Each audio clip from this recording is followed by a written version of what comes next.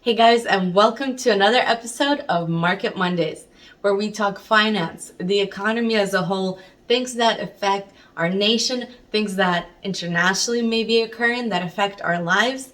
It doesn't have to affect real estate per se. Real estate has other days of the week on this channel. Monday markets are about our everyday lives and things that affect us. So, if you're interested in finding out more about a subject that affects our everyday lives, please let me know in the comments below and I'll be sure to cover it. So, welcome to another episode. Welcome to this week of Market Mondays. If you and I haven't had the chance to meet yet, my name is Sasha Kesed. I am so glad you're here. Please subscribe to the channel and hit the bell for notification so you'll get notified every time a new episode comes out. As promised, today we're going to cover the big scary R word, recession. Now, I'm not telling you that in 3 months' time we're going to be in one. I'm just saying that it's popping up. It's like creeping up in conversations here and there right now. And I think it's a fair subject to cover, not because I think we're heading into one, but because history always has a lesson for us. I'm going to put up a chart. This chart is from an organization called Keeping Current Matters. Now, for those of you who know a little bit about them, you'll know that they are a highly respected source of information in the world of real estate. We as real estate brokers use them all the time. And so this chart is going to help us out a lot today. So in this chart, we have the last 6 recessions and how they affected home values. And for those of us who love to keep lists, such as myself, here are the years that I'm going to be talking about. 1980, 1981, 1991, 2001, 2008, and 2020. Let's get started. The first recession of 1980 only lasted 6 months. But what happened in the interim? Why did it even exist? Why did it happen? Well, inflation rate was 11.1, which is high. Unemployment rate was 7.8, which is also high. That's like the double of today. And so to combat that, the feds tried to fix it, but what they did was so abrupt and so swift that it kicked back on them. The feds raised the interest rate so quick that it slowed the economy way down. So much so that the country experienced a recession just because the economy slowed so quick. And we would have been out of it. America would have been completely out of it if it weren't for international factors that brought it back into a recession the following year and lasted for 16 months. So the next one is the recession of 1981. All right, so the second recession of 1981 to 1982, about a 16-month span. Well, it happened because the world's 4th largest producer of oil at the time experienced a huge regime change. Of course, I'm talking about Iran. So the new government controlled when it wanted to export its oil, which was intermittent and not conducive to international trade, causing a lot of panic, causing the energy crisis of 1981. But notice what happened to home values during these 2 recessions. In the first one, in 1980, home values increased by 6.1%. And in the second one, although the economy already experienced the kickback of the first recession, in the second one, home prices still continued to rise at 3.5%. So not everything that happens internationally or that happens around us directly affects real estate just like that. It's not a direct cause, and it can be a correlation, but not necessarily a direct cause, and it doesn't hit it the next minute or the next day. So it takes a while. The next one, 1991. One could argue that there were a lot of threads being pulled in the years before, and now it all accumulated together so much so that this recession of 1991 actually affected home values negatively. So what happened in 1991 to cause this recession? Well, it was majorly affected by the Gulf War. When Iraq invaded Kuwait, the energy crisis continued to be felt all across the world.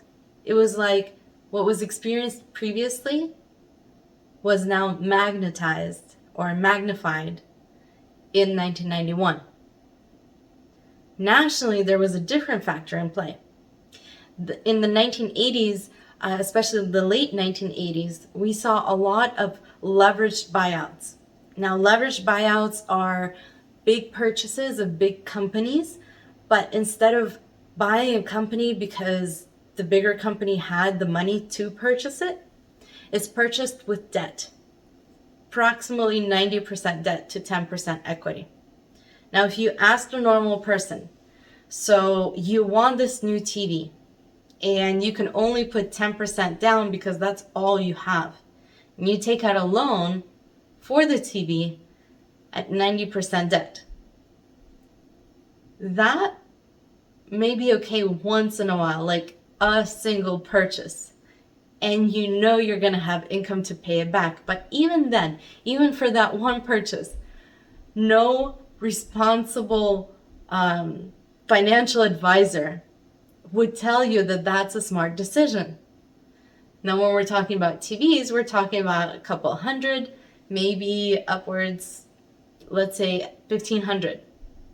Now, when you're talking about a company, we're talking about millions and billions of dollars.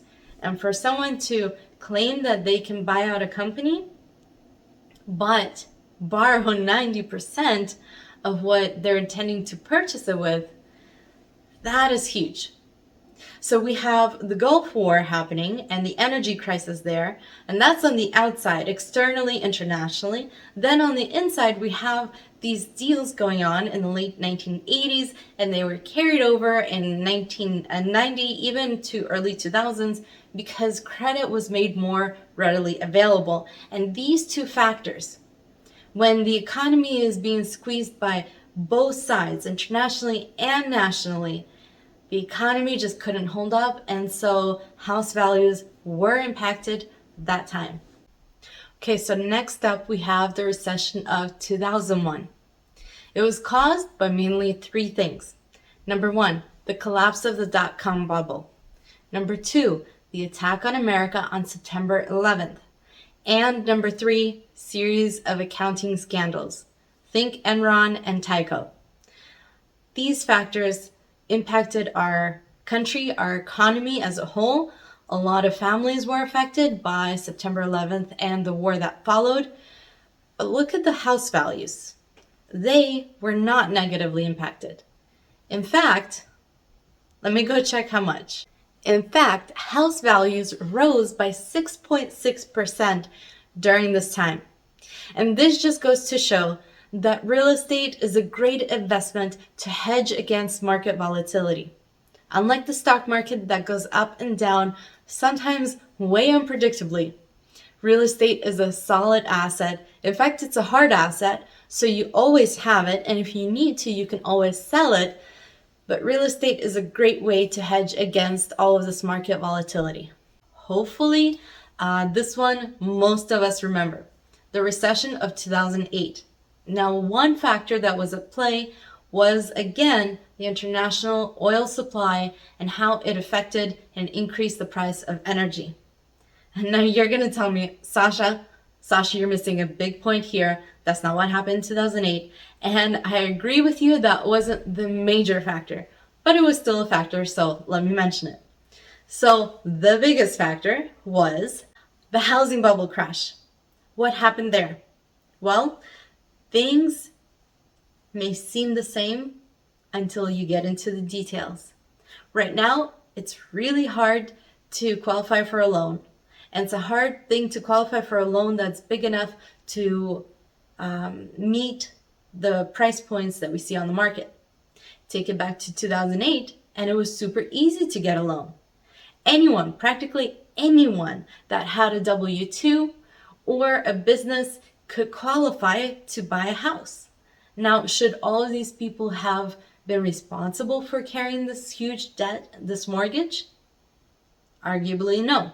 But there were a lot less regulations.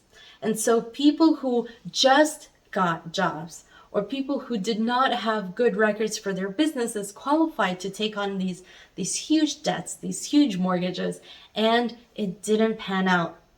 So as soon as there was market instability and people felt it, maybe businesses, if the oil price is too much, then the business has to scale back, but the business owners have these huge mortgages to pay for, and that was hard.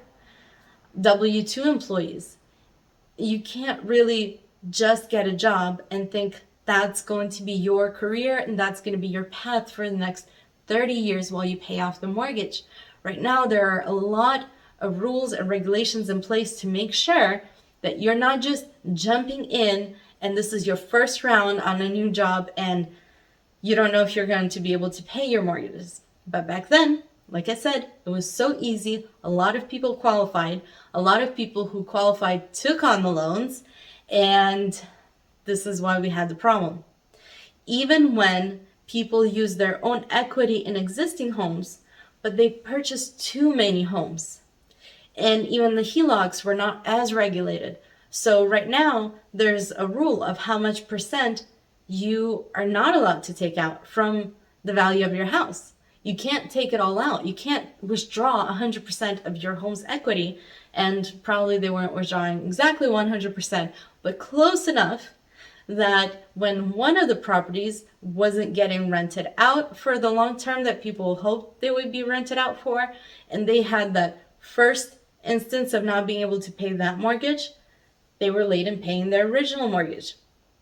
This is why when a person comes in and says, hey, I want to leverage my equity, I want to take on a loan, but I have a good idea about this market, you sit down with a loan officer.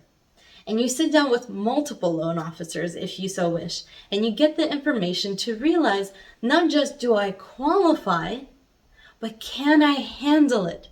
Can you handle the payment on your investment property if it's not rented out 12 months out of the year? What if there is a 1 to 3 months where it's not occupied?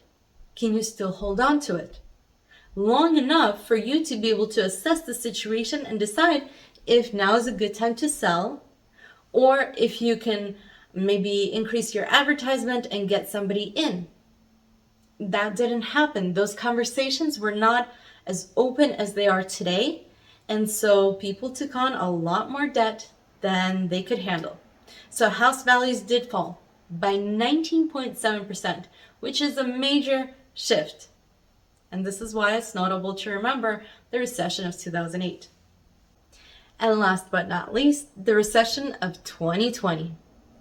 It was marked by COVID, by the shutdowns, by the disruption of supply chains, by the stopping or disruption of manufacturing processes, of a lot of people having to go on unemployment. A lot of things changed and a lot of things were affected. But unlike other recessions where we saw factors that were building up like a snowball that was going down the hill and growing as it went, this happened quick. When the virus was first detected and then when it was publicized, the countries shut down their borders really abruptly. So businesses didn't really have an exit strategy, if you will. They didn't know how to deal with it. So everyone was dealing with it emotionally and fiscally, like financially and physically, all at the same time. And everyone was trying to figure out what to do. So this recession of 2020, it didn't play out like a normal recession. The economy felt it, businesses felt it, but here's an interesting point. House values didn't feel it. And that's because during the recession of 2020, the supply went so low that I believe I was still talking about it in December and January of this year. Like the effect was still continuing, that we were down to about 2 weeks. Some counties even just less than 2 weeks of supply and housing. Now, housing is one of these things where it's like food and shelter. And although rent is kind of like a required shelter, mortgages and owning your home is secondary to rent, I agree, but it's still a huge effect, huge factor in our lives and everybody's lives.